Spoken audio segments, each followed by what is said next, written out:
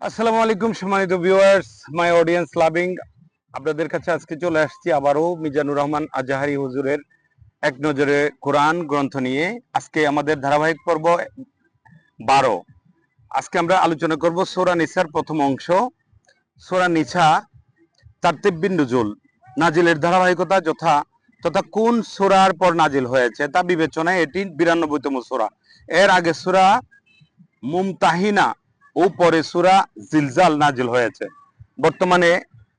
বর্তমানে কোরআন মাজিদের বিন্যাস অনুযায়ী এটি চতুর্থ সূরা। এর আগে সূরা আলী ইমরান ও পরে সূরা মাইদা। চতুর্থ হিজরিতে নাজিল হয়েছে এই সূরাটি। এখানে আয়াত রয়েছে 176টি। এরপরে সূরা নম্বর 4, এটা মাদানী সূরা। নামের রহস্য, নিসা মানে নারী। এই সূরার অনেকগুলো আয়াতে নারীর অধিকার নিয়ে আলাপ করা হয়েছে, যেমন বিয়ে, মহারানা, বরণ পোষণ, ওয়ারিশি সম্পদে তাদের বাঘ, এতিম নারীর সাথে আলোচনা, আচরণ ইত্যাদি। সেখান থেকেই সূরার নাম এসেছে নিসা। এই সূরায় নারীর মর্যাদা ও অধিকার প্রতিষ্ঠার ব্যাপারে বিশেষ জোর দেওয়া হয়েছে। কোরআনে গোটা একটা সূরা নামই যেখানে দেওয়া হয়েছে নারী, সেখানে ইসলামে নারীর আলোচনা কতটা ব্যাপক, নারীকে কতটা গুরুত্বের চোখে দেখা হয় তা আর বুঝবার বাকি থাকার কথা নয়। মেজর থিম, এখানে 3টা পার্টকে ডক্টর মিজানুর রহমান আজাহারি হুজুর মেজর থিম হিসেবে এনেছেন: নারী ও এতিমের অধিকার, বিয়ে ও পারিবারিক জীবন। 2 নম্বরে বলছেন যে ওয়ারিশের সম্পদ বন্টন নীতি, বাবা মা ও আত্মীয়দের হক। 3 নম্বরে আলোচনা করেছেন সমাজে নারী পুরুষের দায়িত্ব বন্টন, সমাজে বিশৃঙ্খলা ও সৃষ্টির দায় ও শাস্তি। সূরার শুরু ও শেষ সম্পর্ক।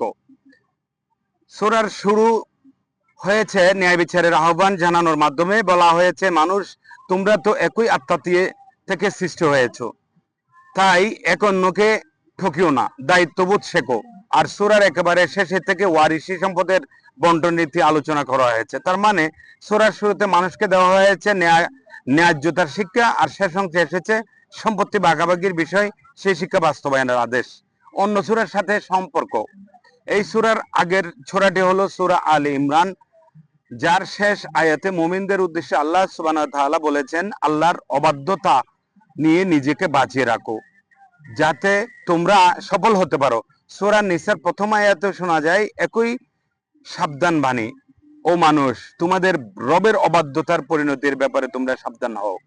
শানে নজুল আলোচনা করা হয়েছে মাদানী যুগের 3য় বছর নিয়ে। 5ম বছরের শুরুর সময়টাকে নাজেল। উহুদ যুদ্ধে 70 জন সাহাবী শহীদ হলেন। তখন তাদের ওয়ারিশি সম্পদ কিভাবে ভাগ হবে তা নিয়ে প্রশ্ন দেখা দিল। আল্লাহ যখন সূরা নিসাকে উত্তরাধিকার সম্পদের বন্টন রীতি জানিয়ে দিলেন, এদিকে ওই 70 জন সাহাবী শহীদ হওয়ায় তাদের সন্তানরা এতিম হয়ে পড়ল। তখন এতিমের সম্পদ রক্ষণাবেক্ষণ হবে কিভাবে, সেই বিধান ওই সূরাতে আল্লাহ জানিয়ে দিলেন। সালাতুল খাউফ তথা যুদ্ধের সময় নামাজ কিভাবে পড়তে হবে, এই বিধানটি আসে জাতুর রিকা যুদ্ধের প্রেক্ষাপটে। এই যুদ্ধটি সংঘটিত হয় হিজরতের 4র্থ বছরে।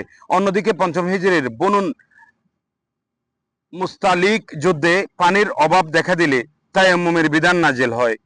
এই গেল সময়ের প্রেক্ষাপট। এবার আসা যাক নাজিলের প্রেক্ষাপট।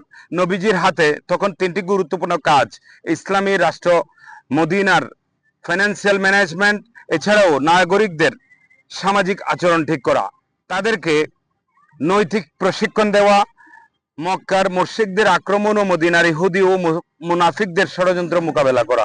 3, ব্যাপক উদ্যমের সঙ্গে দাওয়াতি কাজ চালিয়ে যাওয়া, নতুন যারা মুসলিম হয়েছে তাদের আত্মিক পরিশুদ্ধি করা। এই কারণেই সূরা নিসার আলোচনাগুলো মোটা ভাগে 3টি বিষয়কে সামনে রেখে এগিয়েছে। সূরা বাকারাতে দেওয়া হয়েছে সামাজিক, পারিবারিক ও আইনের রূপরেখা। এই সূরার যেসব আইনের আরো বিস্তারিত খুঁটিনাটি বিষয়গুলো নাজিল করা হয়েছে। সম্মানিত ভিউয়ার্স, আপনাদেরকে অনুরোধ করব, আমাদের চ্যানেলটি যদি সত্যিকার অর্থে ভালো লেগে থাকে আমাদের চ্যানেলটি সাবস্ক্রাইব করবেন, আমাদের পেজটাকে ফলো দিয়ে ভিডিওটি শেয়ার করবেন। আসসালামু আলাইকুম ওয়া রাহমাতুল্লাহি ওয়া বারাকাতুহু।